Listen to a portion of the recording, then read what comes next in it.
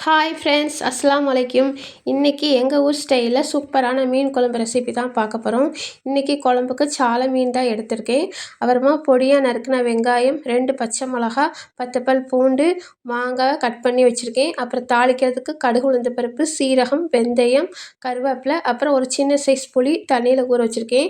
ஊற வச்ச புளியை கரைச்சி தனியாக எடுத்துக்கிட்டு அதில் சீரகப்பொடி, மஞ்சள் பொடி, மிளகாய் பொடி, கொத்தமல்லி பொடி எல்லாம் சேர்த்து நல்லா கலந்து வச்சுக்கோங்க. அப்புறம் மண்சட்டியில் தேவையான அளவு எண்ணெய் ஊற்றி சூடானதுக்கு பிறகு கடுகு, உளுந்த பருப்பு, சீரகம், வெந்தயம் எல்லாம் தாளித்து வெங்காயம் போட்டு நல்லா பொன்னிறமாக வதக்கிக்கோங்க. அப்புறமா வெள்ளைப்பூடு, கருவேப்பிலை சேர்த்து நல்லா வதக்கிக்கோங்க. அப்புறம் அரைச்ச தக்காளி விழுதையும் சேர்த்து நல்லா வதக்கிக்கோங்க.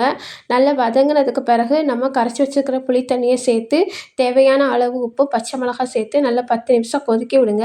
அப்புறமா அரைச்ச தேங்காய் விழுதையும் சேர்த்து ஒரு 10 நிமிஷம் நல்லா மூடி போட்டு கொதிக்க விடுங்க.